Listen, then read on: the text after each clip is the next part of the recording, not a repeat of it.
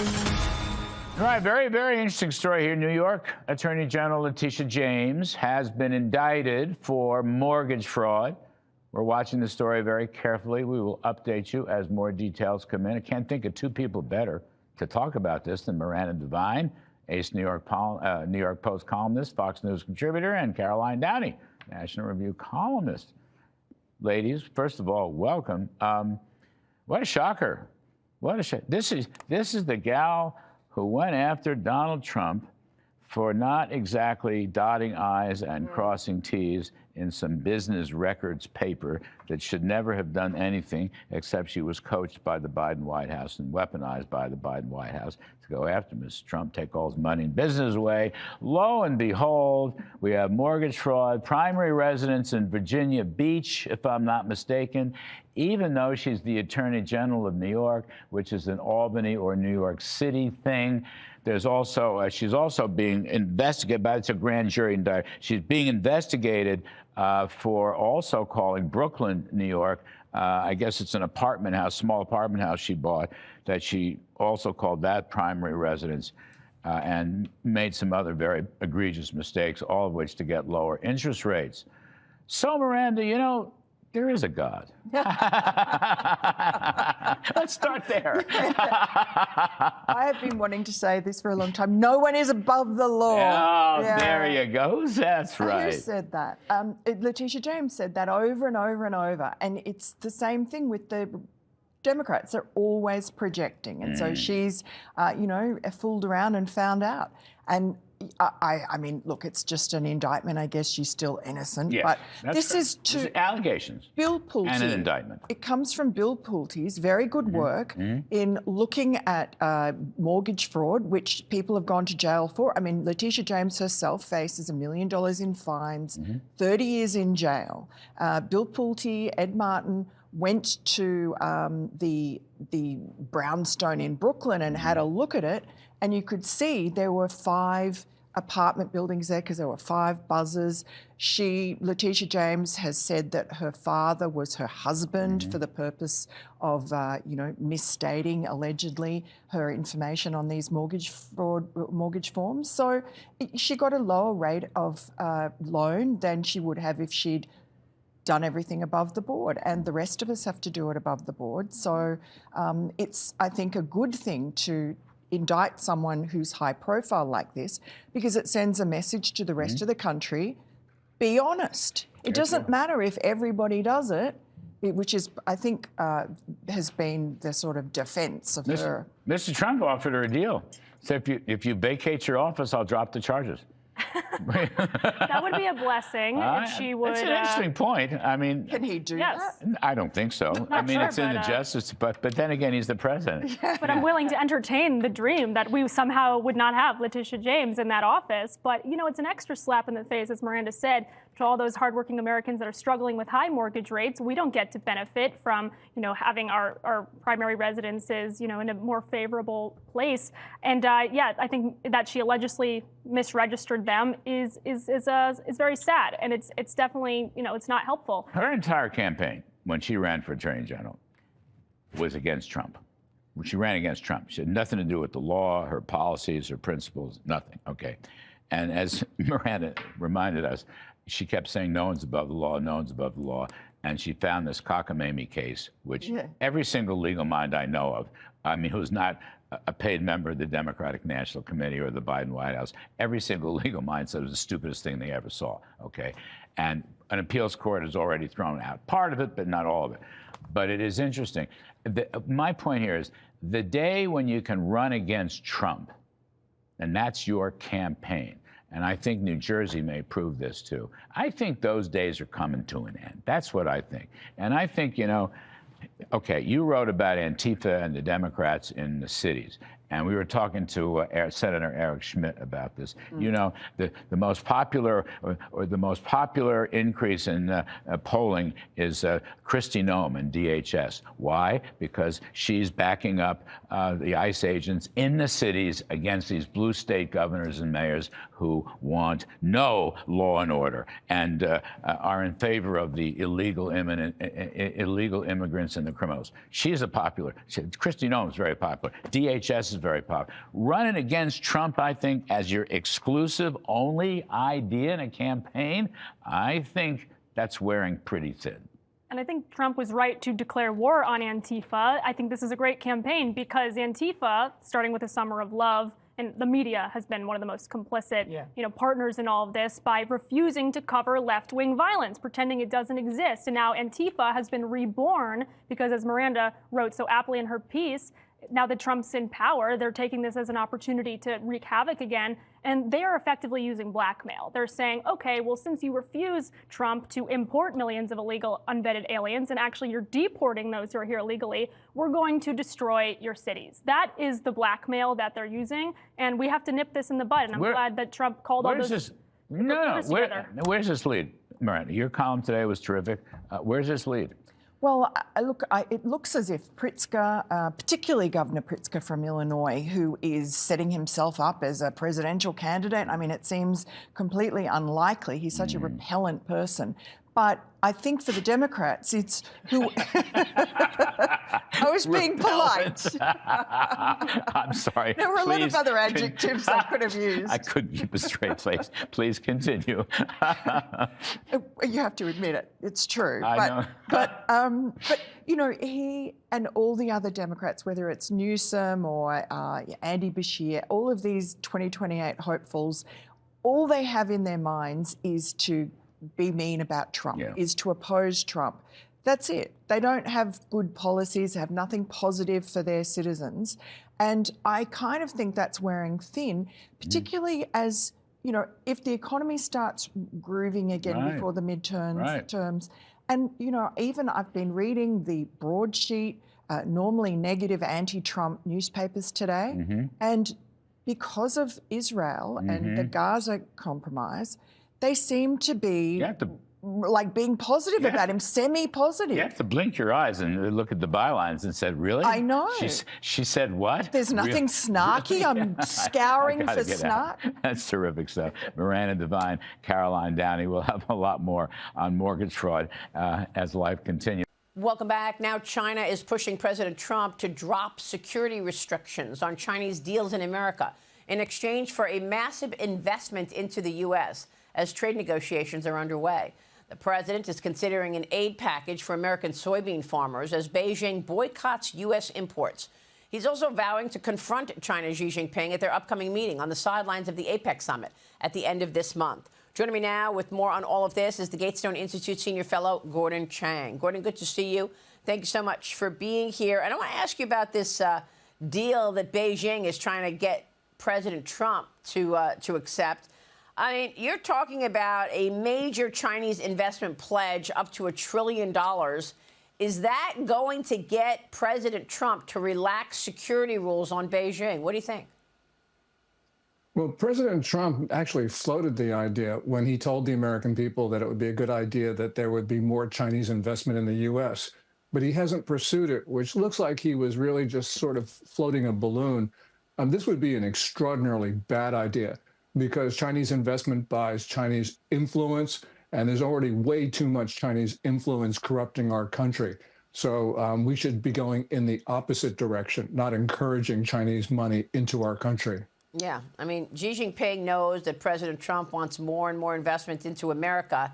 He's trying to float this now in front of him, but you're dealing with an adversary here, and they're undermining America at every turn. So I agree, this is very important to walk carefully around, Gordon. I mean, South Korean news outlets are reporting that the Chinese delegation may have canceled their hotel reservations in Seoul, raising questions about Xi's attendance there. You mentioned this to me first last week when I saw you off camera. You said you think they've canceled the hotel reservations. What do you think is happening here? Is Xi Jinping going to show up?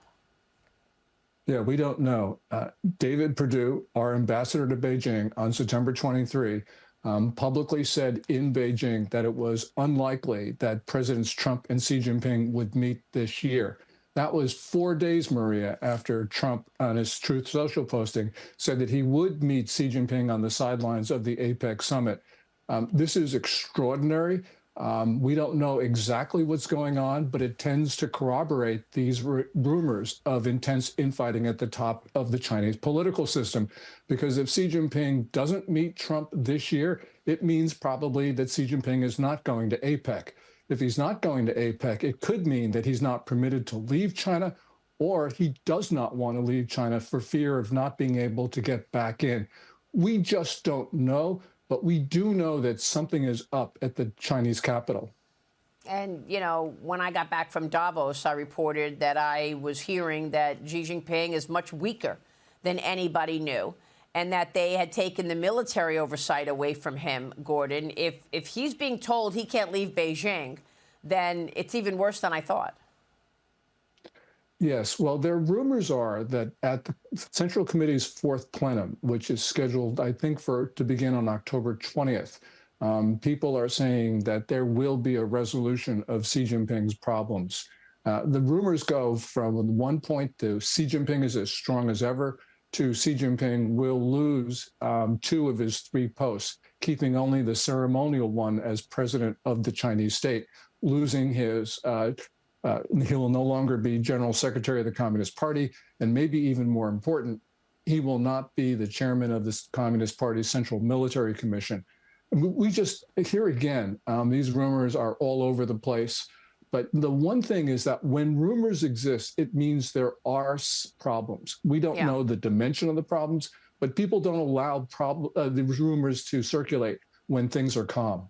Well, I was told by my sources in China that the people understand this. Liz Peek, jump in here, because the people are also understanding that Xi Jinping may not be all powerful as a lot of the world believes. Yeah, Gordon, this would be just earth-shattering or earth-shaking or whatever if indeed Xi loses power. My question to you is, what are the politics for Xi of a trade deal with the U.S.? Would that help his standing if indeed he and his government can forge some sort of trade agreement with Trump's administration, or is that a negative for him?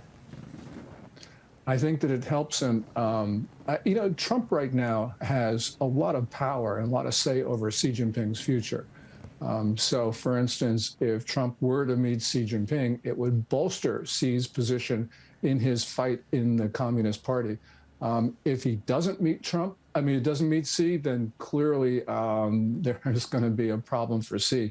So a lot of the future of this depends upon the guy who sits in the Oval Office. Wow, so interesting. Meanwhile, the Wall Street Journal is reporting that China is secretly paying Iran for oil and avoids U.S. sanctions. And it's able to continue to avoid sanctions. It says this is happening through a hidden funding channel involving a massive Chinese state-owned insurance company and another Chinese financial entity, so secret that its name could not be found on any public list of Chinese banks or financial firms. The Journal writes this, quote, "The hidden funding conduit has deepened economic ties between China and Iran, U.S. rivals, in defiance of Washington's efforts to isolate Iran. Up to $8.4 billion in oil payments flowed through the funding conduit last year to finance Chinese work on large infrastructure projects in Iran." Gordon, your reaction? Well, China's been buying more than 90% of Iran's oil exports in the last few years. Yeah. And they've got to be paying for it some way. And what the Journal did was it reported on how this payment channel worked. Clearly, the United States needs to do something. This has been going on for quite some time. We've been not imposing costs on China for this. And the reason why this is even more important is because China's been buying Russian oil as well. Right. And so we need to impose sanctions because, there's no money for Russia. There's no war. The reason why this war continues is because the United States does not impose those costs on China for funding both the Iranian and Russian regimes. Yeah, and this is why I've been railing on the fact that the Europeans are still buying Russian oil. Stop buying Russian oil already. This is what's funding his war on Ukraine. Cut off the money. Oh, absolutely. China is also providing intelligence to Russia to help Moscow launch more precise missile strikes in Ukraine. That's according to a senior Ukrainian official who said that this is happening to, quote, identify and further explore strategic objects for targeting. As we've seen in recent months, these sites may belong to foreign investors. In April, Ukrainian President Zelensky said that Beijing was also supplying weapons and gunpowder to the Kremlin and suggested that China could be producing weapons in Russian territory. So, Gordon, you've got China aligning with Iran and aligning with Russia, not just for its own oil and gas, but to strengthen the adversarial moves against America, no doubt. Yes, well, China's been providing all-in support to Russia from the beginning of this war. So, for instance, in the first days of the conflict, DJI, the Chinese drone maker, was reportedly supplying targeting data to Russia because the Ukrainians then were using DJI drones. DJI was telling Russia where the operators were so that Russia could take them out. Now, DJI has denied those reports, but they are undoubtedly true. And now we're seeing that the Chinese military directly is providing satellite data for targeting purposes. But China's been supplying weapons from the get-go. And clearly right now, they've been doing so because the Biden administration, although it complained about China providing lethal assistance and said that was a red line, Biden never did anything about it. So, yeah, of course, the Chinese are going to continue this direct support. And by the way, Maria, there are reports there are Chinese soldiers, both mercenaries and People's Liberation Army soldiers in Ukraine. And again, we haven't done anything about that. Yeah. Well, not only did Joe Biden not do anything about China, he actually assisted them. He canceled the China initiative. Let's not forget that. Right. I mean, and so, you know, it took President Trump to get back into office to actually make serious change against these adversaries as he put America's national security front and center. You've got Chinese technology giant and retailer Alibaba's CEO recently presenting his roadmap to artificial superintelligence. He spoke to investors as this AI race between Beijing and Washington heats up. China is pouring massive amounts of money into high-end chip development. 1 month after NVIDIA CEO Jensen Huang warned that Beijing is, quote, nanoseconds behind the U.S. semiconductors. Gordon, so what about that race? I mean, that's another thing that Xi Jinping is watching and trying to overtake the United States in, and that's the AI race. Well, we're a lot farther ahead than Jensen Huang says. I think that his assessment was an exaggeration. We're still comfortably in the lead, but we could lose it. And China's got grand ambitions, but they exaggerate their capabilities. And so we shouldn't be intimidated by what the Chinese want us to believe. Yeah, good point. It's true. Can't believe it. Gordon, good to see you. Thank you so much. We'll check in soon. Gordon Chang. Thanks, on Maria. Communist China's actions. Thank you, sir. Stay with us. We'll be right back. Now, the Washington Post reports that Trump may eliminate age as a factor when deciding whether someone's capable of working. The Post says that plan would limit disability benefits for older people. The White House responded saying, look, the only policy change President Trump's made is the tax cuts, which eliminated or will eliminate taxes on Social Security benefits. Come on in, Steve Moore. At the moment, seems to me, it's easier to get Social Security disability if you're over age 50. Will getting rid of the age factor be popular, and will it hurt seniors? Well, Stuart, there's no program in Washington that has been more abused than the disability program. We've seen surges in the number of people who are signing up for disability, even though workplaces are safer than ever before. And so it doesn't really make any sense, except for the fact that people are defrauding the system by the hundreds and hundreds of thousands of people, costing the taxpayers billions of dollars every year. We know it's been happening. And no one has ever done anything about the fraud in the disability program until Donald Trump came along. So you think he's going to do something like this? I mean, eliminate as much fraud as you can from the disability program? I think that would be popular. But when people start getting hurt, have their benefits cut, that's when it becomes unpopular.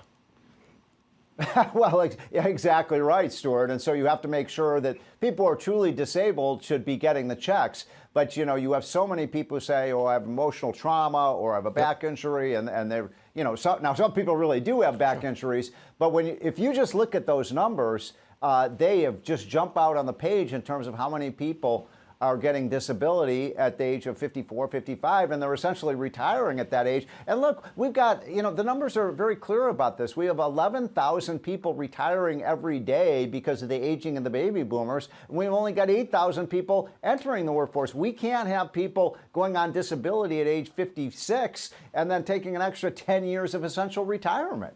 Okay, point taken. Next one, Steve. The Department of Government Efficiency, DOGE. They updated the amount of money they've saved, that they claim to have saved. They now put it at $214 billion. Could it be a lot more than that if Trump starts cutting the bureaucracy during this shutdown?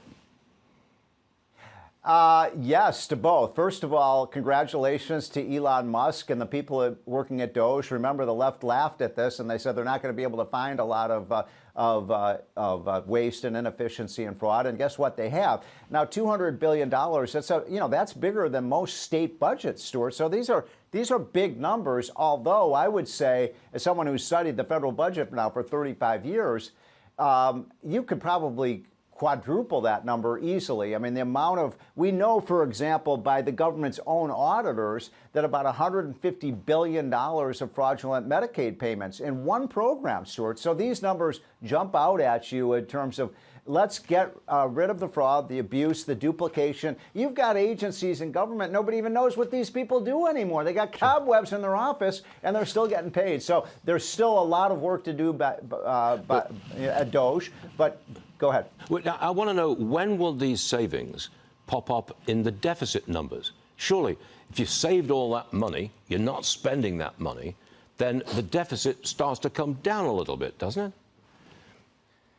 Well, the problem is we have more and more money, people getting Social Security, Medicare, all these programs. Look at what this government shutdown is about. I was just looking at these numbers, Stuart.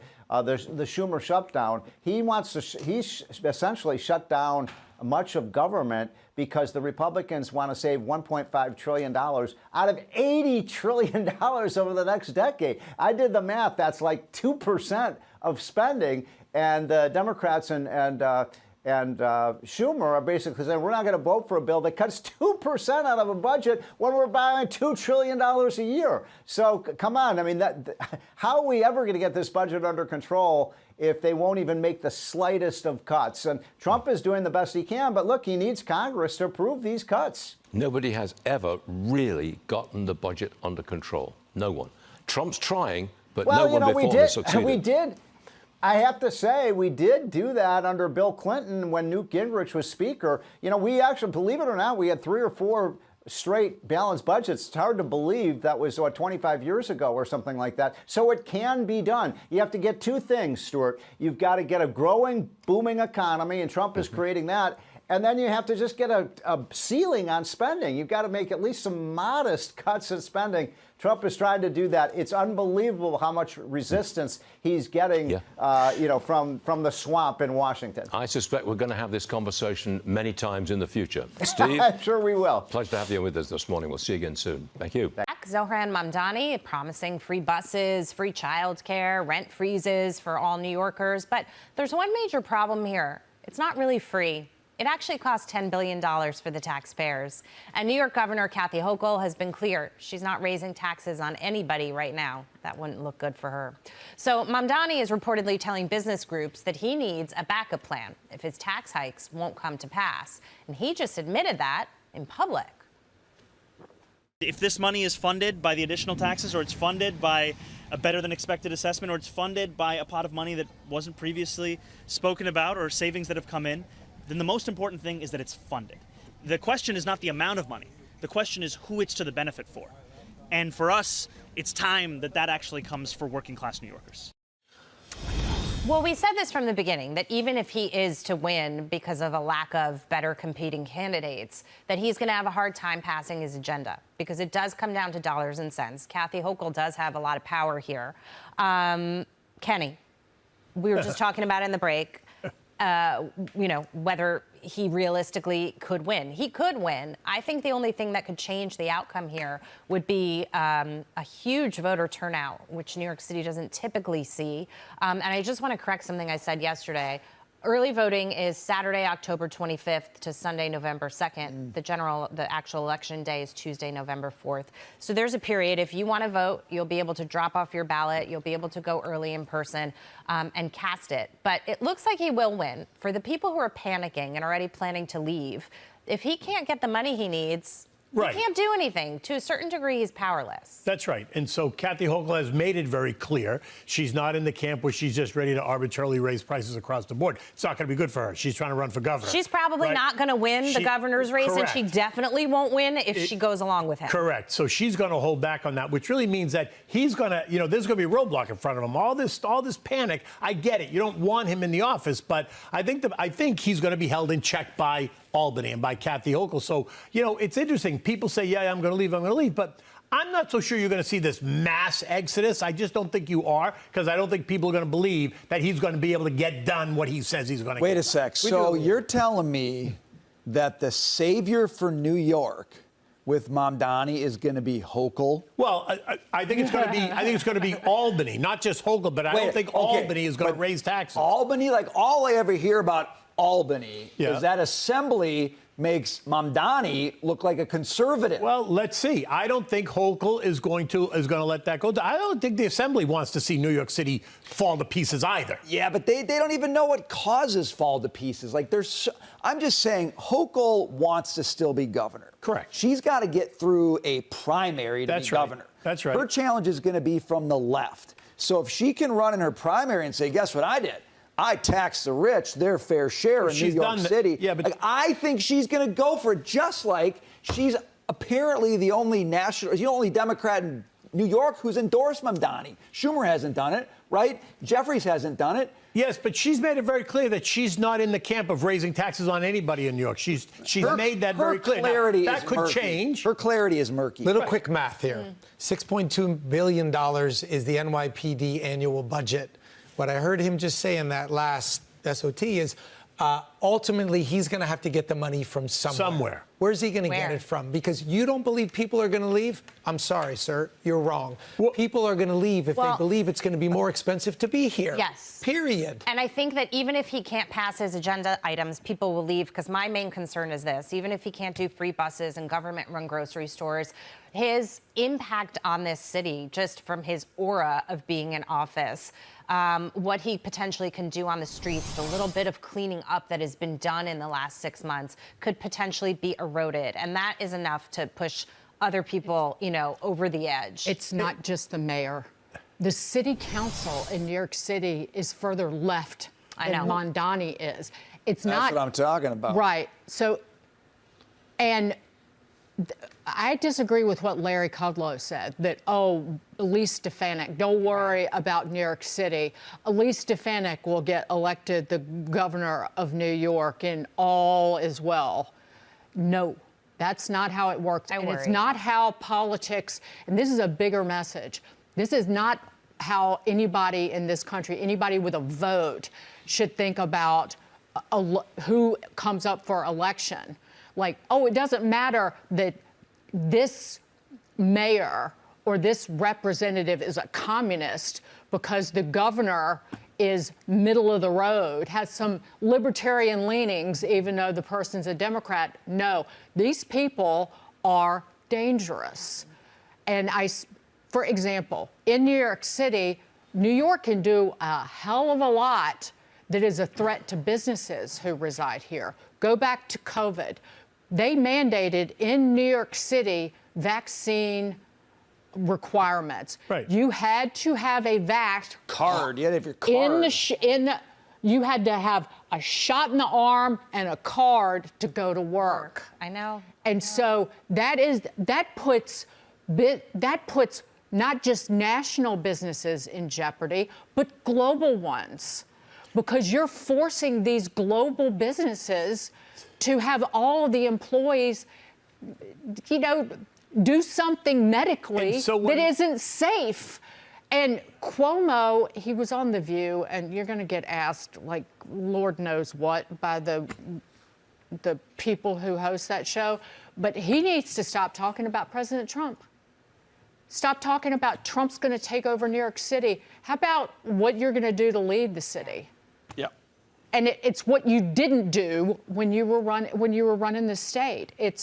And free buses don't work because people don't take them now, and making them free isn't going to make them take them. Because making them free doesn't change anything that people dislike about the bus. It'll be dirty. Like it doesn't. No, it doesn't go where I need to go. That's why people don't take the bus. I take the bus.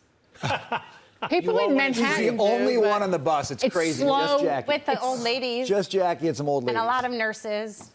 I can send Mondani lots of analysis that's been done on this very issue, but he doesn't care about it. It's just just say free, and he thinks people are going to. Has Kevin O'Leary had his meeting with Mondani yet, or he No, would? he won't talk to him. He won't talk to him. He's Canadian. He might have other problems on his hands today. Well, and Cuomo, to your point, needs to focus more on here's what I would do. Here's where I have been wrong. Here's how I will change things. And I'm not hearing that from him. No. And this is the problem with having Sliwa in the race. He was not able to win last time. God bless him. I think he's a good guy. I think he would try to do the best that he could for the city. But he won't win. And the problem when you go to the polls, like at least when we were voting for president, it was Kamala or Trump. And if you wanted to participate and you wanted to rock the vote, you had to pick one or the other, whether you liked it or not. Having this side candidate makes it tricky because, like I brought up yesterday, there are a lot of people who are going to have a problem. They don't want to vote for Mamdani, but they're going to have a problem filling the circle in for Cuomo. And so if Sliwa gets some of those votes and you split that, whatever there was left, and you split it up, he wins. So Kenny's still baking on Hochul, though. She'll save it. No. Don't worry. Kathy Hochul. But I think she could endorse him and still not raise taxes because that'll be a big nail in her car. I don't know. I want you to be right, Jackie. I think the business community, guys like J.P. Morgan, they're going to go and they're going to say, listen, this just doesn't work. Smarten up. Like, this is not happening. I don't know. I just don't. I'm going to go. May you with be that. right, Kenny. I hope I am. May you be right. The folks at J.P. Morgan need to tell Kathy Hochul which state she governs first, I think. Right. Right. Little reminder. Welcome back. We are talking about day 6 of the shutdown. Of course, the Republicans call it the Schumer shutdown. And they say that it has already cost taxpayers $1.2 billion in payments to furloughed federal workers. That's the number as of Friday. And the CBO says it's $400 million a day, which would make that actually $1.6 billion as of today, which is the 6th day of the government shutdown. Now, the Senate is expected to hold another critical vote tonight at 5:30. They are looking at 2 funding proposals. One is the Republican clean short-term bill. That is what Democrats are against. And then, of course, the Democrats have a counter-proposal, which includes Obamacare subsidies being extended. Both bills need 60 votes to pass. Democrats are opposed to the Republican-backed measure, which would extend government operations through November 21st. And then they'll have to do another one. Joining me now is Democrat consultant and former House Judiciary Committee Chief Counsel, Julian Epstein. Julian, great to see you. Thank you so much for being here. What is your reaction to this shutdown? Well, I think it was a little bit of a narcissistic move on the part of the Democrats, given that they lost the election, the House, the Senate, and the presidency. I think the reality is, and I've been through a lot of these shutdowns in the past, the public doesn't seem to care that much about it or be that aware of it. Neither of the two parties feel that heat. I think probably what will happen in the end is that there will be a kicker that will extend the subsidies for maybe a year after the election. But the big picture, Maria, is that the Democrats needed a game changer here. They're going into the second half of this election cycle being far behind the Republicans on nearly every issue, mostly because they're far to the left of the median voter on every single issue, immigration, crime, you name it. And people don't like the street theater and the name-calling that have been very characteristic of the Democrats since the last election. So the Democrats really need a major game change moment here, and this is not going to give it to them until the Democrats start building, fixing the pathetic performance of our public schools, for example, or getting our workers ready for the AI revolution. They're just going to be stuck playing these small ball politics, and it's not going to change their situation, which is pretty bad right now if you look at their approval numbers. Well, I think you make a great point, because what people want, whether you're in the middle, the right, the left, you want solutions. You want to feel like your leadership has a plan. What's the plan to create jobs, as AI is certainly going to eliminate jobs? What's the plan to get crime lower? What's the plan to make things more affordable? Zilch. I hear nothing. And then, of course, there's what you just mentioned, which was so smart. You've got an opinion piece called The Left's Political Violence Problem. After the assassination of Charlie Kirk, recent anti-ICE shootings, chaotic protests in blue cities across the country. You write, although violent extremism is bipartisan, it is disproportionately on the left. And you highlight the indiscriminate and illiterate use of radicalized vocabulary like Nazi and fascist, calling it an invitation to the radicalized fringe to commit violence. And that's exactly what has happened. We know that the assassin of Charlie Kirk had fascist edged on the bullet. So where did he get that? He got that from the Democrats. And even Democrats agree with this. Pennsylvania Senator John Fetterman joined me last week just talking just about that. The word fascist was bothering him. Watch this. Yep. I'm not going to switch, but I'm just going to be an independent voice in the Democratic Party. I'm not going to be afraid if people, and if there are groups attacking a Democrat, the last one in Pennsylvania, then to me, that's part of the problem, in our party. And if you want a Democrat that's going to call people Nazis or fascists or all these kinds of things, well, I'm not going to be that guy. Independent thinking and views, wherever I happen to believe the truth, regardless if it's the Republican or the Democratic voice, what I think is the truth in this. Now, in this truth right now, it's firmly on Israel through this. And it's always wrong to shut our government down. And that's where my voice is. I'll tell you, Julian, I just love John Fetterman. I think the Pennsylvania senator is right spot on with where the American people are. Most people are hanging out in the middle, Julian. You know that. You might lean to the right on some issues. You lean to the left on other issues. But very few times you see people want Nazi and fascism words thrown out at each other. I think you're absolutely right, Maria. And I think if you want to see the evidence of the growing violence on the left, just look at the YouGov poll a couple weeks ago. 25% of progressives think that violence can be justified to achieve political ends. Another 14% are on the fence of it. That's almost half of young progressives. If you look at what's happening on college campuses and elsewhere, we've had over 10,000 incidents a year of anti-Semitism, mostly coming from leftist ideology. If you look at all the attacks on ICE officials going on all over the country, this again is all leftist anti-law enforcement ideology. And I think the culture on the left is becoming very dangerous. When you keep calling people a fascist and a Nazi, one is it's not just an illiterate use of the term, and it's an insult to any family who's ever had to live through the horrors of Nazism. But it is inviting fringe elements of the left to take action, and we've seen plenty of evidence of this occurring. But secondly, Maria, there is a nihilism on the left. There is a deep skepticism, for example, of borders, of police, of gender categories, of energy dumps, sort of all of the things that have built the left. The progressive ideology is deeply skeptical. Well, when you don't believe in the institutions that have made the West so great, you begin to go into a place of sort of spiritual meaninglessness. And I think this is happening, particularly with a lot of young people on the fringes on the left. There is a despair. There's a sense of meaninglessness. The loss of faith in the country, I think, has contributed to this. I think there's a deeper cultural problem that's going on here that the left and Democratic politicians just seem completely out of touch with. I totally agree. And, it was the week that Charlie Kirk was assassinated. Just a few days later, you had, I don't know if it was Congresswoman Tlaib or Ilhan Omar, but once again, they called the Republicans Nazis and fascist. Again. And I'm thinking, he just was assassinated. Can you at least tamp it down for a couple of days? And the education comment that you made is so spot on. We're about to celebrate 250 years of America. Shouldn't we be teaching our students how great America is and the freedom that we all enjoy instead of knocking down the institutions and knocking down America to young people? That's also driving dissent. And that's happening out of our universities extensively with a lot of second-rate academics who think they can get attention by knocking down the West.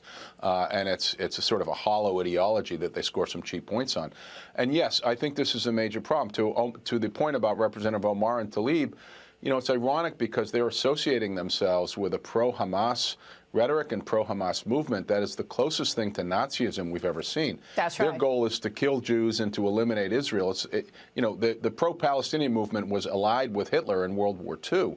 So they are ironically identifying themselves with one of the most pro-Nazi movements. But the continued use of this language by Democrats, I think, is directly contributing to the problem. Definitely. Julian, great to see you. Thanks so much for weighing in on all of that. Always a pleasure. Thank you for having me. Yeah, Julian thank you for having me, Epstein, Maria. thank you so much. Welcome back. Well, the melt-up is resuming this morning. Take a look at futures indicating another rally at the start of trading this morning on this kickoff to third quarter earnings week. The Dow is up 83 right now. White House economic advisor Kevin Hassett is warning that federal layoffs may happen as the government shutdown enters day 6. Lawmakers are holding another vote tonight at 5:30, hoping to reach a deal to fund operations through November. Then they'll have to do it again. Gold rallying this morning toward $4,000 an ounce. Investors are piling into gold ETFs as well. Exchange-traded funds, they're looking at safety in commodities. Bitcoin also surging to a new all-time high, hitting $125,000. Take a look right now, just below that, both assets gaining as investors bet the Fed cuts rates at its upcoming policy meeting later this month. Joining me now is former Federal Reserve Board nominee and Independent Institute Senior Fellow, Judy Shelton. Judy, great to see you. Thank you so much for being here. What are your expectations for the Fed meeting later on this month in October? Yeah, well, I think they're on a rate-cutting path, but basically I think the Fed comes across as being rudderless. They like to say that they're data-driven, but what we're finding out is the data is erratic and oftentimes misleading. There are huge revisions, which if they had had proper information at the time of a decision, the Fed might have had a different response to the data. And now the data is unavailable. So when the Fed says it's flying blind, that's almost laughable. And I think it brings up the hubris of thinking that a group of people in kind of a central planning way can manage this dynamic U.S. economy, when meanwhile, the markets are telling us something that the Fed doesn't understand. The markets are confident. They think the supply side agenda of the Trump administration, with lower taxes, less regulation, trade policy that encourages domestic production and lower energy costs, is fueling a transition to depending on private sector initiative. And we're looking at 3.8% growth or better. And I would go with the private sector market assessment over the Fed's view of the economy. Yeah, markets tell a different story. And what's wrong with this picture? Actually, it feels pretty good. But yields are surging this morning, Judy. I'm wondering if you're getting a bump up in the 10-year this morning, the yield, because French yields are surging. You know, the yields in France are up because the prime minister resigned there in France. That's why the CAC 40 is plummeting as well. What's your take on yields now sitting at 4.16% on the 10-year? Fed Governor Stephen Miron pushing for a larger rate cut. He wants 50 basis points. He says he'll reassess his inflation outlook if housing costs move higher. He's pointing to stricter immigration policies, cooling rent trends as factors bringing housing inflation down. He also said his policy path is mostly in line with Fed colleagues, although he'd like to get there faster. Well, the Fed has such a distortionary impact on the yield curve. I mean, right now, the Fed is paying through its administered rate, the rate it pays on the cash reserve balances of commercial banks, 4.15%. So that is the same as locking up your money in a 10-year Treasury bond. So something is really off. And then considering that the rate the Fed is paying is substantially higher than you would get on the 10-year French bond right now. So internationally, the Fed's policy is truly out of whack. Wow, that is really a great comparison. You know, B of A Global Research, Bank of America, is moving its Fed rate cut expectation now to October. They had been expecting a cut in December. They're talking about a softening labor market, warning the Fed risks over-easing as the shutdown delays key data. It expects just one more cut this year. They think it happens in October. Goldman and Morgan see 2 more cuts. And, of course, futures traders are pricing in a 96% chance of a quarter-point cut at the October 29th meeting. Liz Peek, jump in here because they're talking about 25 basis points. Stephen Miron says just get it done. Do 50 basis points. Yeah, Judy, what I would respond to that is, does it even matter that much? Isn't it more important that there's more credit becoming available through the regional banks to small business? Isn't that where a lot of the energy is in the economy right now? Obviously, the consumer is driving the bus. But to your point, we're seeing better and better numbers, and I think it's spreading out through the economy. What do you think of that? Well, I agree. And that's where the real growth, the kind of growth that actually results in expanded production of goods and more services provided comes through those small businesses. So I think it's a mistake for the Fed not to lower rates, because what you really want to do is expand access to capital. And that's the most important thing. So if the Fed starts cutting because they're worried about the job numbers, that's fine with me. But I don't think that's the right reason. Not when you have this kind of growth and you really don't have high unemployment. But let them cut using whatever justification they want. The important thing is that part of this transformation of the economy involves access to capital. So let's have borrowing rates be reasonable so that you can allow small and medium-sized businesses to expand plant and equipment and hire people. And it's the increased output that's your best way to fight inflation, not trying to curtail demand the way the Fed does through restrictive interest rates. All great points. Let the market forces do the work. Judy, good to see you. Thank you so much. Thanks, Judy Maria. Shelton. All right, well, we'll see you soon, Judy. It's the hot topic of the hour, and that is a bombshell. A revelation about the Biden-era FBI surveillance. Former special counsel Jack Smith was allegedly tracking the private communications and phone calls of 9 Republican senators as part of his probe into January 6th. A declassified document released by Senator Chuck Grassley shows Smith and his so-called Arctic Frost investigation team tracking Senators Lindsey Graham, Marsha Blackburn, Ron Johnson, Josh Hawley, Cynthia Lummis, Bill Hagerty, Dan Sullivan, Tommy Tuberville, and Mike Kelly, among others. FBI Director Kash Patel recently finding this September 2023 document called Cast Assistance, which refers to the agency's cellular analysis survey team. I'll be speaking with Wisconsin Senator Ron Johnson at the top of the 8 a.m. hour, and I'll ask him all about this case. Did he know he was being surveilled? What did he learn from a briefing by the Deputy FBI Director, Dan Bongino? Plus, at 9 a.m. Eastern this morning, Attorney General Pam Bondi will testify before the Senate Judiciary Committee on political violence and the Jim Comey indictment, possibly this new Jack Smith revelation. As you know, Jim Comey will be arraigned this week. Caroline Downey, your reaction. Yeah, Maria, as for the Jack Smith story, this seems to me to be more evidence of the weaponization of federal power against political opponents, which we know very well. Lawfare was the precedent set by the Obama and Biden DOJs. They targeted these senators with surveillance. So I think this should put to bed now that Democrats have this reverence for our institutions, for our Constitution, for our norms, and for all of the rhetoric that, again, is very inflammatory and is definitely contributing to some of the political violence we've seen around the country, that Trump is a fascist and a dictator. I can't think of anything more authoritarian than what we have seen with this revelation and with Jack Smith and spying on senators in the January 6th probe. That's absolutely right. And the hypocrisy of it all is the fact that throughout the whole campaign, Mike, the Democrats kept saying that it was Trump that was a threat to democracy. All the while, they're surveilling elected sitting senators. Maria, just like the 2016 campaign when they were spying on the Trump campaign, all right? And it's, you know, of course, they brought Jack Smith in not in spite of the fact that he's one of the only federal prosecutors ever to get reversed 9-0 by the Supreme Court. It's because he's a political hatchet man. Okay, he is there to go out and get his man. He will run roughshod over any rule, any law, any norm. And that was the whole point of this entire January 6th committee. No different than the Russia investigation. And just think about the headlines we've seen since Jim Comey has been indicted for clearly lying. You can see the crime on film. No, I didn't leak anything to the media. Okay, here's the exact documents where he's leaking to the media. No talk of this and his clear guilt about lying to the Senate. Only that it's unbelievable that Trump's going after his enemies.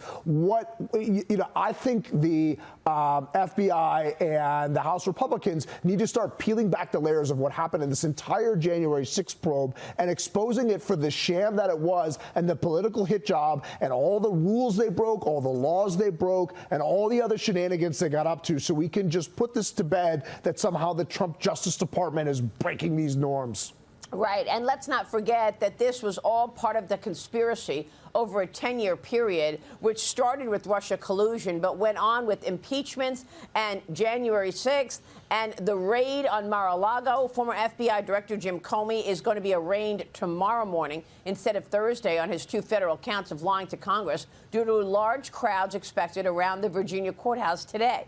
House Oversight Committee Chairman James Comer pulling Comey's subpoena to testify on the Epstein investigation, Cheryl. Well, what's the point of having James Comer, to have Comey come in front of the committee if you're Congressman Comer or Chairman Comer, because you know you're going to get nothing out of him. James Comey repeatedly keeps saying he knew nothing about the Epstein investigation, so maybe save the taxpayers some time. Speaking of fiscal responsibility, you know, that Jack Smith investigation, Maria, cost $50 million. And look at what we are now finding out about it. The good news in all of this, with this whole thing, it stops here, and both Kash Patel and Dan Bongino have said we're going to restore the FBI, we're going to restore integrity, and they have said, this is Patel, under our watch, we will never again let the FBI turn against the American people. But as far as Comey today or this week, I think that it's a moot point. He's going to say, I know nothing, moving on, pleading the fifth. Well, I'd like to know why the Mar-a-Lago raid happened. I'd like to know why these senators, I mean, Lindsey Graham, why was Lindsey Graham surveilled? Okay, Ron Johnson. I mean, I could almost understand they were trying to get Ron Johnson because he was investigating them. But Lindsey Graham, Marsha Blackburn, why surveil these senators? I mean, we are going to dig into this all morning long. We're just getting started this morning. First is this. Former FBI Director Jim Comey is due in court this morning after he was indicted on 2 federal counts of lying to Congress and obstructing justice. This comes after another fiery hearing on Capitol Hill yesterday, where Attorney General Pam Bondi accused the Biden administration of weaponizing government during Operation Arctic Frost, a 2022 FBI probe into dozens of Republicans and Republican entities, all surrounding the results of the 2020 election. Senate Judiciary Committee Chairman Chuck Grassley also revealed more whistleblowers coming forth about the Biden FBI and its weaponization against then-Trump economic advisor Peter Navarro. Watch. Whistleblowers have provided me additional records related to the Biden FBI political conduct against Peter Navarro. The first document is a request for physical surveillance on Navarro the day the FBI arrested him. The second document is a timeline of that surveillance. When Navarro, the FBI didn't arrest him at his house, which was literally right next to the FBI headquarters. Instead, they surveilled him and his fiancée all morning, starting at his home, following them to the airport, and then arrested him in public at the Reagan airport. The way Navarro was treated is unnecessary. General Bondi, I would like you to provide me all records relating to this matter. Just extraordinary stuff here. Joining me now, the man himself, White House Senior Counselor for Trade and Manufacturing, Peter Navarro. Peter, great to see you. Thank you so much for being here. And I'm so grateful that you landed on your Chanels and are able to talk about this now.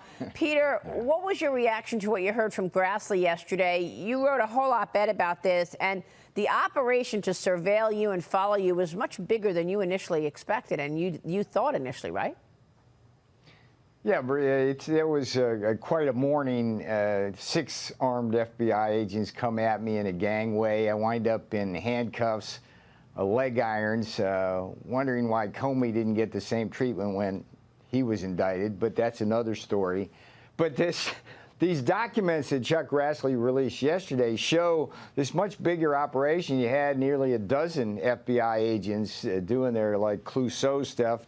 Navarro leaves his residence at 7:02 or whatever.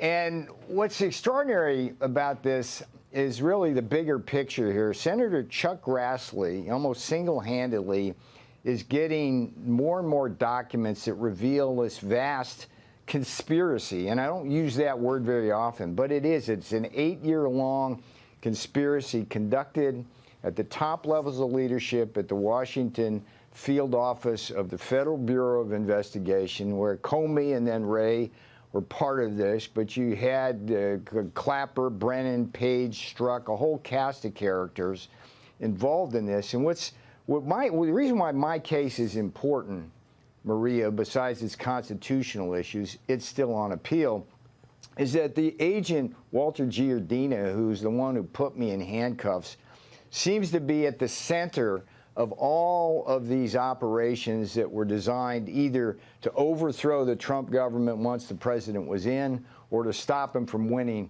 elections. Walter Giardina, he was the guy who basically greenlit the Steele dossier as legitimate when we all know it was fake, as Comey and Giardina and all those others knew. That begat Crossfire Hurricane, the Mueller report, Crimson River, and then we've got the Arctic Frost one, which was a big topic of conversation yesterday, and that was just a license to surveil and subpoena and get records and go into people's emails and phone records. And Republican senators were targeted by that. So here's the bottom line. If we don't hold them accountable, Maria, they will do it again. And they may start doing it again as early as 2026 if Democrats get back control of the House and subpoena power. That's what's at risk. And it was chilling to me sitting in the hearing yesterday morning and looking at the right side of the table there of senators who were all on the far left. And you had Dick Durbin having the chutzpah to say that it was us weaponizing the federal government. They put me in prison. They put Bannon in prison. They tried to put Donald Trump in prison for 700 years. They bankrupted Rudy Giuliani. They took away the bar cards of Jeff Clark and John Eastman. These people, they have no shame with their talking points. And then you go around the room. It's like I sat really close to Schiff.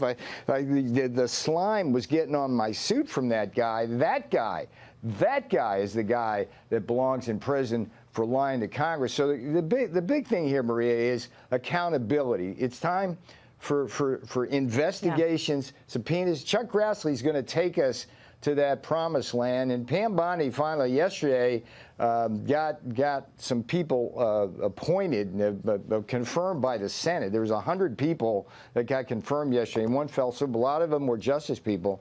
She's been shorthanded. But now's the time, Maria. We've got to accelerate this accountability, do the investigations, give people fair trials like I never got, memo to the courts. And hold them accountable. They'll do it again. That's the problem here. Well, I mean, it's just extraordinary the levels that they stoop to shut down any dissent and really to shut down President Trump and his team, putting you in jail and surveilling all these people. I'm really stumped as to why Arctic Frost targeted the senators that they did when they were investigating Jack Smith, investigating January 6th. I mean, Lindsey Graham, Marsha Blackburn. Yeah. You know, I mean, I almost can understand Ron Johnson. I mean, it's absolutely wrong. It's unconstitutional and it's criminal what they did to all of them, including Ron Johnson. But Ron Johnson was a needle in their side. He was investigating them. What was Marsha Blackburn doing? Right? Was this all because they were allies to Trump? And then look at the surveillance timeline that they had on you. Almost a dozen agents involved. I mean, you initially thought it was just a swarm of 5 agents ambushing you and your fiance at the airport. And you made a great point. You lived right next door to the FBI. They could have just knocked on your door, but they wanted to make the stage a whole theatric thing and a full-blown public arrest when you were at the airport. The most stunning reveal in those documents, Maria, was there was a checkbox on the form that the whistleblowers released. And it said, is the subject armed or dangerous? And the check was no. So there's absolutely no reason to take me down in the way they did. But those documents were hid in discovery in my actual court case, which is another example of how you simply can't get a fair trial.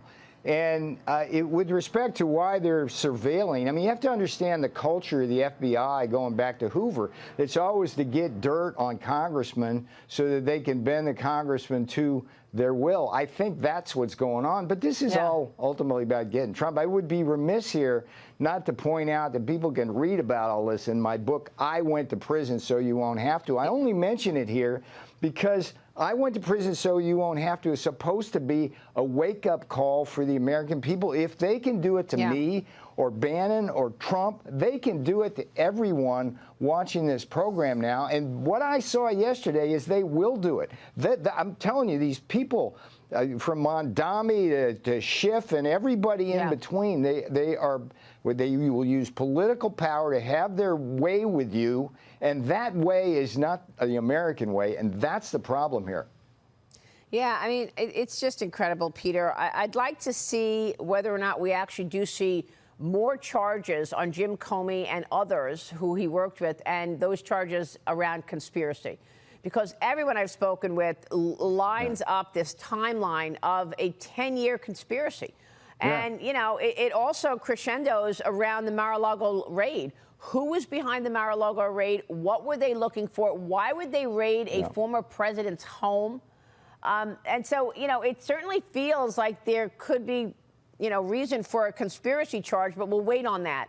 We don't know where this is going What's interesting about that, Maria, is that if you just simply look at like the legal theory and framework that Jack Smith brought, it's okay. They just use what they used against us, and how can they complain? So there's no question there was a conspiracy. I don't use that word lightly. There's too many conspiracy theories. No, because you look at the documents we're getting. It starts in 2016 with that Steele dossier, runs through Walter Giardina and Comey and Ray, and Ray, by the way, that guy needs to be held accountable as well, because all that stuff happened on his watch. And I was in prison with a lot of guys on RICO charges who got charged because they should have known. The feds will know what I'm talking about there. Let's get to the bottom of this. Maria, you've done a great job, just a beautiful job keeping this in the public's eye. And when this all started, they laughed at us. But now we know from all these documents, it's just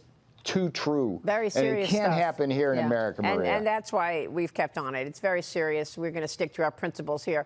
But let me move on and ask you about trade, since you're with us this morning, Peter, because President Trump welcomed Canadian Prime Minister Mark Carney yesterday to the White House.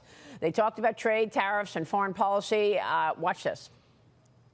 We want Canada to do great, but you know, there's a point at which we also want the same business. We're competing for the same business. That's the problem. There are areas where we compete, and it's in those areas where we have to come to an agreement that works. But there are more areas where we are stronger together, and that's what we're focused on. And we're going to get the right deal. So Jamieson Greer told me last week that they're going to look at these bilaterally.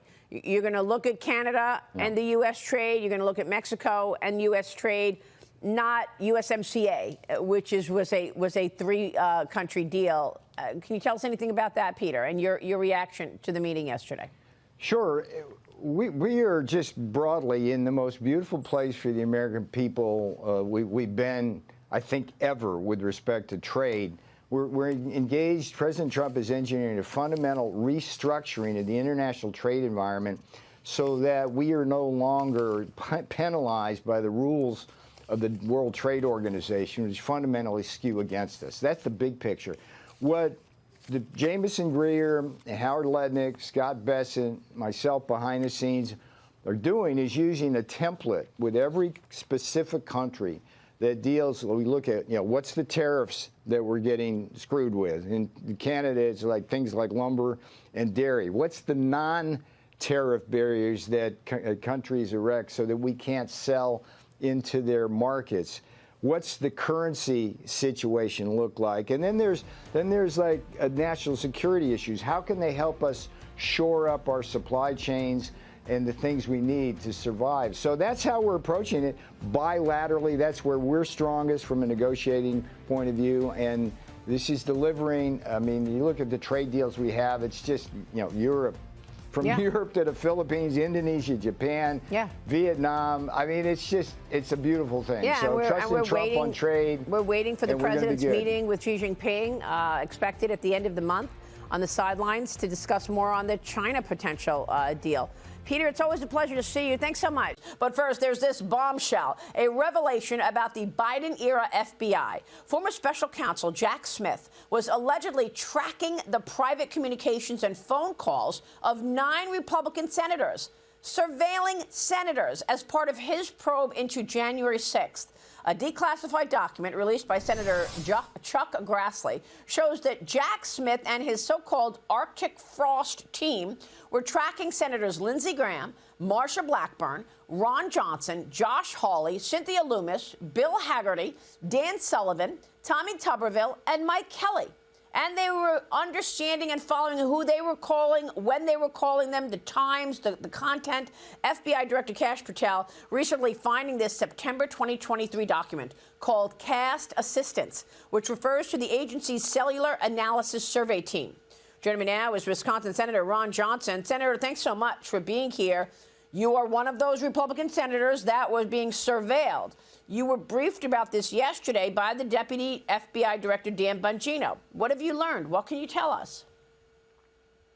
Good morning, Maria. Well, you know, in my 10 years of investigating the FBI, dating back to, the exoneration memo of James Comey for Hillary Clinton, the result of all those investigations, this doesn't surprise me. It should shock, it should outrage every American. Quite honestly, by now, it should be obvious to every American that it's not the Republicans that are a threat to our democracy. It's President Obama, it's President Biden, it's the radical leftists that have served and support them. This is outrageous, what has happened. We did not learn much. I appreciate the fact that the director and Dan Bongino notified us of this and briefed us. What we know is that this isn't exactly like the partisans that remain in the Justice Department and the FBI are voluntarily coming forward and confessing their crimes. This just happened to surface when the individual who initially got these records, in applying for recertification to this CAST team, listed this as an accomplishment. Apparently proud of the fact that this particular agent subpoenaed 8 members of the Senate and 1 House member. So again, that either shows just a complete lack of knowledge on the part of that particular agent, or such a cavalier attitude inside the agencies that just no big deal of just totally violating the separation of powers here and surveilling members of Congress and busting that separation of powers. I mean, this is, again, it should shock, it should outrage every American. It'll probably shock and outrage about half of us. The other half are, again, just living in the daydream, quite honestly, but believing what the Democrats tell them. Well, I mean, it's unbelievable how the names that were being surveilled. I mean, you were investigating the FBI. So it's wrong. It's completely unconstitutional and criminal. But you were investigating. I mean, what was Marsha Blackburn doing? What was Lindsey Graham doing? How did they choose which senators to surveil? That's what we need to find out. Again, it's a very odd group of people that they pulled their phone records on. Right. We don't know a predicate. There's no chain of approval on this thing. Apparently, they evaded the normal chain of approval to do something like this by saying that we're not a target or a subject of the investigation. So using a grand jury, they apparently avoided an awful lot of the very rigorous approval that would normally be required if you're going to subpoena a member of Congress that was a target or that was subject to investigation. So again, there are many tricks that these partisans can play to do things that I believe are unconstitutional. But we need to get fully to the bottom of this. Senator Grassley and I have already requested all the files, all the records on Arctic Frost. This is going to rededicate ourselves to making sure we get it. If some of this information is being held because of the secrecy requirements of grand jury information, we need to have a judge unseal those records. We need to understand exactly what happened, exactly who was involved, and make sure the American public understands what happened. Expose this so that the American people really do understand who and what party is the threat to democracy. Here's a hint. It's not Republicans. And Senator, when you say, they were tracking the communication of the phone calls, what specifically did they get? Did they know who you were calling? What specifically does that mean, tracking the communication and calls as you know it? So they got access to our phone records from January 4th to January 7th of 2021. They got who was called, the date and time and length of call. So apparently no content. Again, but that's serious enough. I mean, that is snooping on a separate branch of government. It should not have happened, and we need to understand exactly who was involved and exactly how this all happened, how it all got approved, and who all in the end knew about it. It sounds like people pretty high up had to know about this, but again, I can't tell you that right now. I do know that Dan and Cash are going to be looking into this, but again, it's also important to understand they have a significant challenge inside the FBI and Department of Justice. These people aren't coming out of the woodwork providing this information. It's like pulling teeth trying to get this information, and it's only through whistleblowers and just this very strange set of circumstances where somebody's trying to recertify for this CAS team that this thing surfaced. And when you say people high up had to know about, you mean Merrick Garland, the Attorney General, and Lisa Monaco, the Deputy Attorney General? Well, it was interesting that Lisa Monaco, a month and a half later, changed the procedure of the Department of Justice in terms of how these kind of records could be obtained. So she must have found out about this, realized that, again, I'm speculating here, but it's just, the timeline's interesting. President Trump gets in, the Mar-a-Lago raid occurs in August of 2022. He gets indicted in around August of 2023. We get our records pulled in September 2023. In November of 2023, the Deputy Attorney General, Lisa Monaco, changed the procedure on how these kind of records can be obtained from a member of Congress. So somebody eventually found out what happened here. But from my standpoint, this is Jack Smith, I think a complete rogue prosecutor, a extreme partisan, but again, appointed by the Biden administration to conduct lawfare against President Trump. Once they had him indicted, once they had that target, they went on a fishing expedition to other members of Congress, and I can't really describe what they're looking for.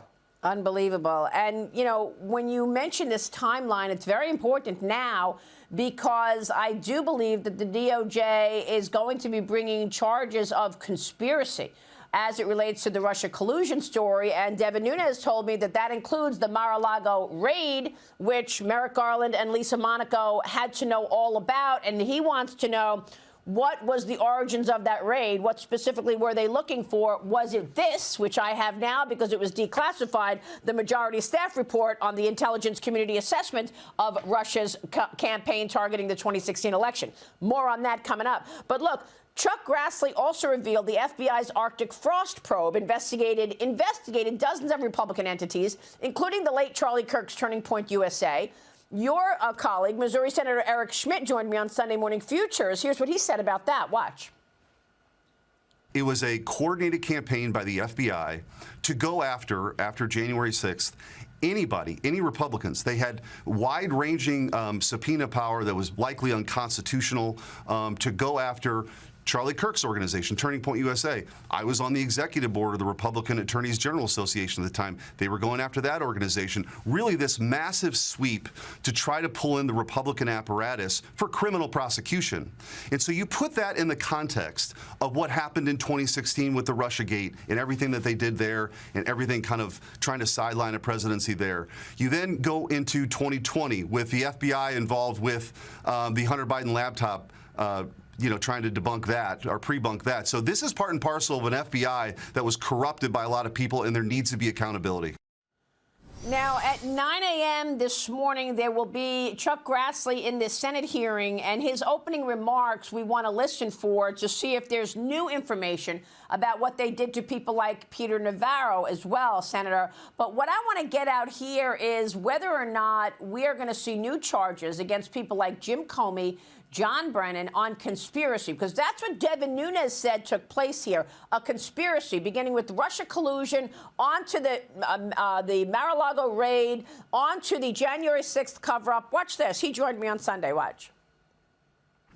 It was all designed to target and take down one of your political enemies, so much so that they actually raided his home, a private home of a former president at that time. If you have intelligence agencies that are effectively working with the fake news, working with nonprofits, all to benefit one political party.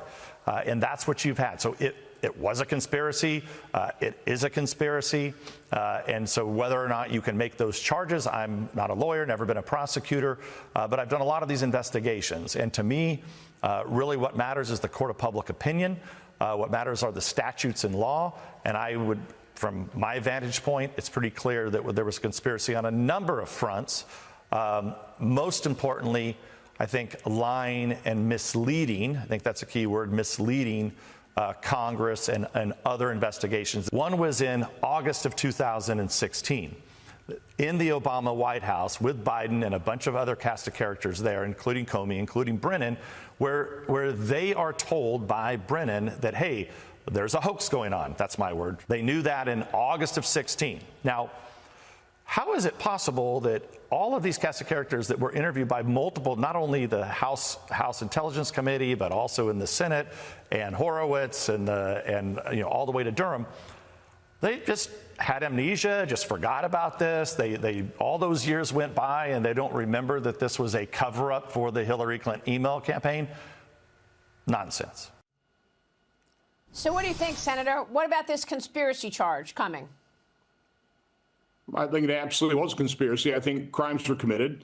What they're going to be able to successfully be convicted of, I can't tell you, but just look at the damage they have done to our democracy. I mean, Russia, China, they couldn't even begin to hope to do as much damage as people like Comey and Clapper and Brennan and that whole cast of characters did. It's important to understand the only reason we got that list of 100 Republican organizations that they targeted was because of a whistleblower. And we got this information because somebody applied for a recertification on the CAS team.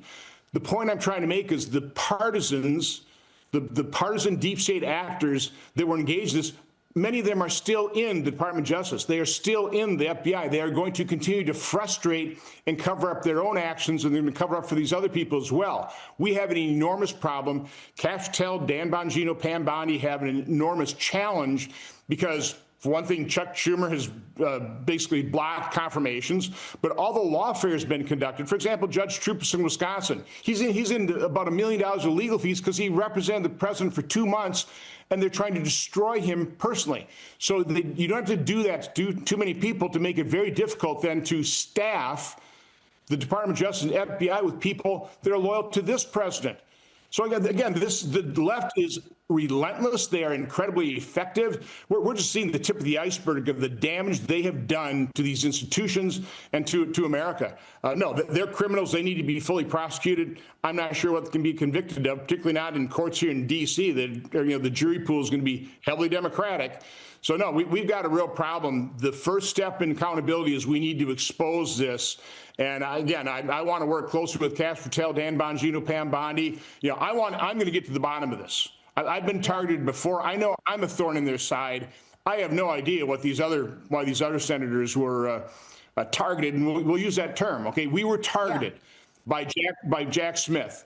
I'm going to get to the bottom of this. I don't know. It's going to be difficult to do so. Again, the deep state does not give up its secrets easily, even when you're in charge of it. Unbelievable. I mean, it's just extraordinary. The limits that they have gone and will go to stop President Trump, who was an outsider coming in, and it was because they did not want their grip on power loosened in any way. They knew an outsider, a businessman like Donald Trump, would do just that because he told everybody what he was going to do. They still have a lot of power. They're still trying to maintain that grip. We've got to loosen that grip. And now they're shutting down government. So there's that. I mean, do you have any confidence that government will reopen anytime soon? Are you going to have to give on the Obamacare subsidies? We better not. Again, the reason premiums are increasing is because of the faulty design of Obamacare. Throwing more money at it will just exacerbate the problem. So Republicans better not agree to fund, the failed Obamacare experiment. What we need to do is just pass the House resolution. Clean continuing resolution. It's funding levels that Democrats voted for under Biden. I mean, this is truly the Schumer shutdown. My guess is eventually they're going to have to relent because public pressure is definitely running against them right now. All right, Senator, thanks very much for your work. We'll be watching your work closely. We appreciate your time this morning. Thank you. Have a great day.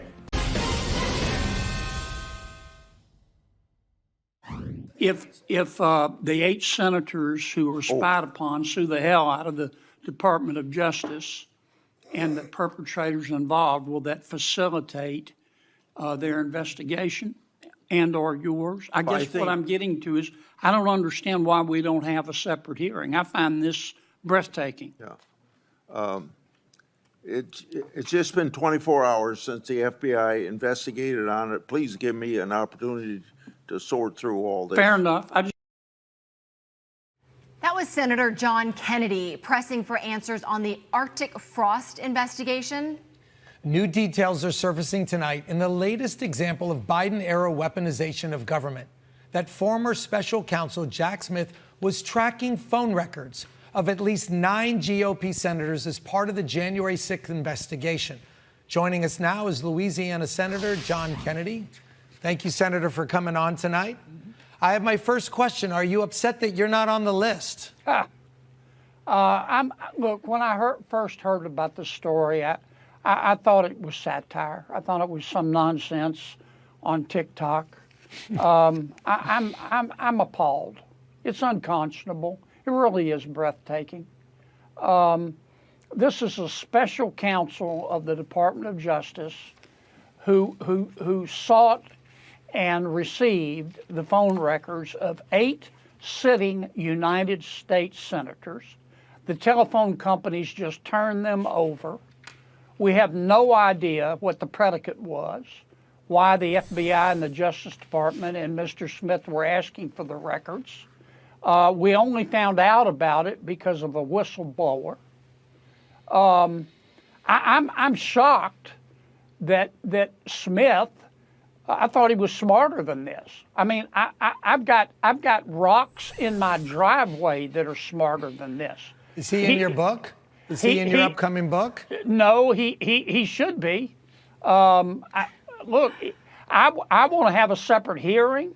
I want to call him to testify. I'd like the Attorney General Garland to come testify. I think we need to hear from former Director Chris Wray. Mr. Smith may plead the Fifth Amendment. If I were he, I probably would, because this is serious as 4 heart attacks and a stroke. This is the sort of thing that happens in a country whose Powerball jackpot is 287 chickens and a goat. This doesn't happen in America. Well, sadly, Senator, it seems like it does. And, you know, to President Trump's credit, he has long called out the weaponization of government, and in particular, the FBI. And I wonder, doesn't this just prove that what he's been saying all along is very much right? Well, yes, it proves it in spades. And they hid it all. Once again, we found out about this from a whistleblower. But they haven't heard the end of it. Now the FBI and DOJ is going to investigate. But they can get the facts for us within 4 weeks. And if they decide to prosecute, we may have to back off in the Senate Judiciary Committee.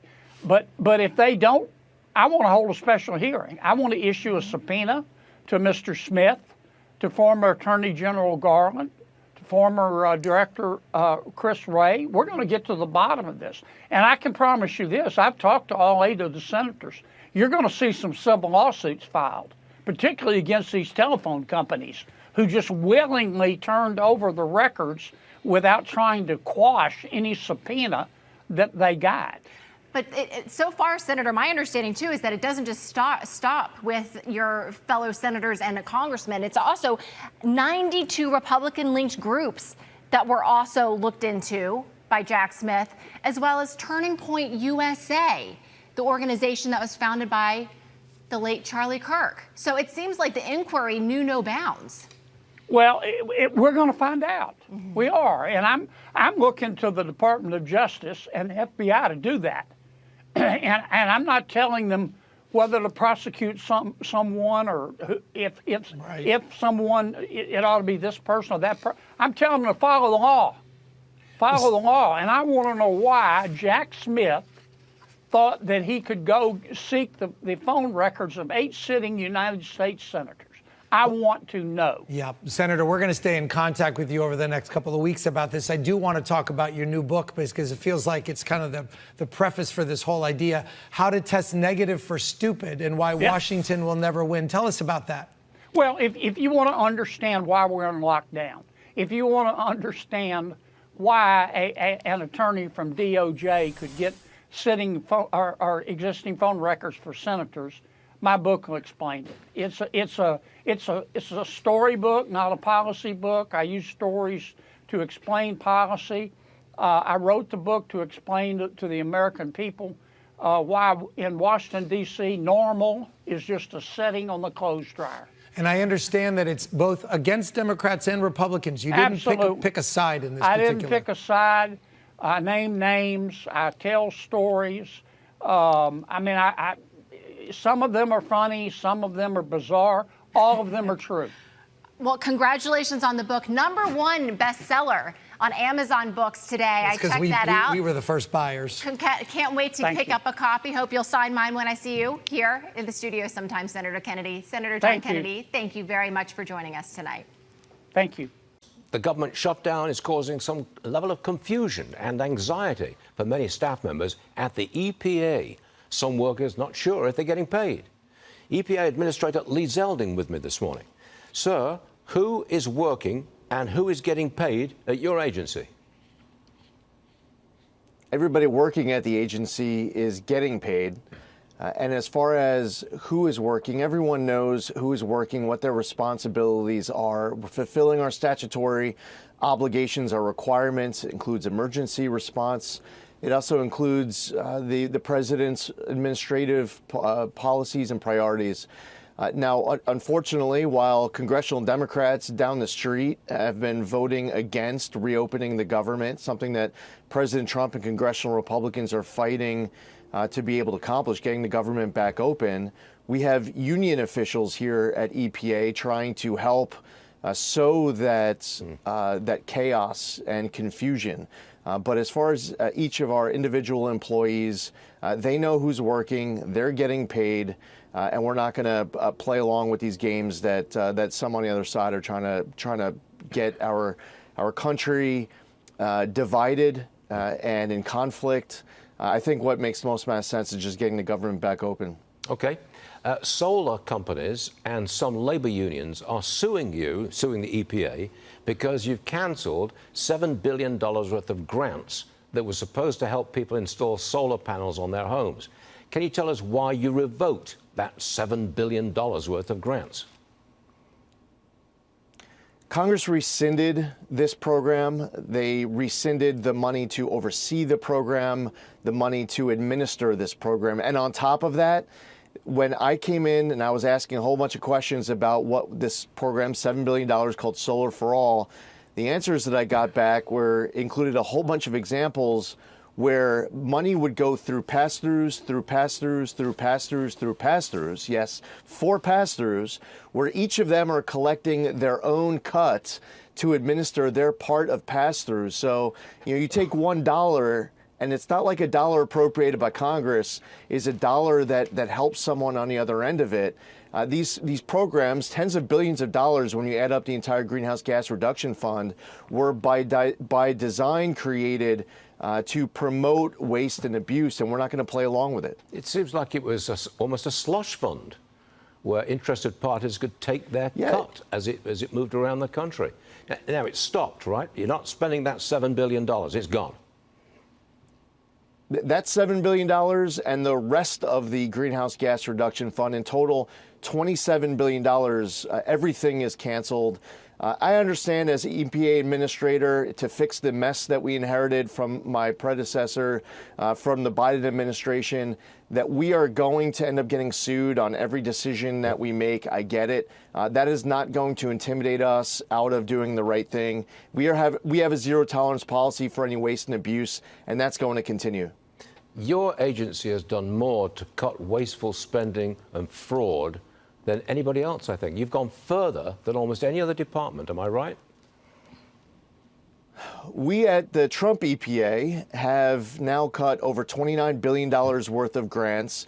When you add to it the real estate consolidations, the staff efficiencies, the canceled media subscriptions, the closed Biden EPA museum that no one visited or even knew about, this list goes on of ways that we have been able to save tax dollars. Our annual operating budget is around $10 billion a year. I have now canceled 3 times the size of our operating budget, and we're proud of it. We're not going to apologize for that effort. It's something that we owe the taxpayers. And quite frankly, this shouldn't have even been a mess that we inherited. But when congressional Democrats had one-party rule with President Biden and they passed the so-called Inflation Reduction Act, they designed these programs to be able to pay off activist environmental NGOs, former Biden and Obama officials, Democratic donors. Not good. You've got to wrap that up. Lee Zeldin, EPA Administrator, thank you very much for joining us, sir. Always a pleasure. Thanks a lot.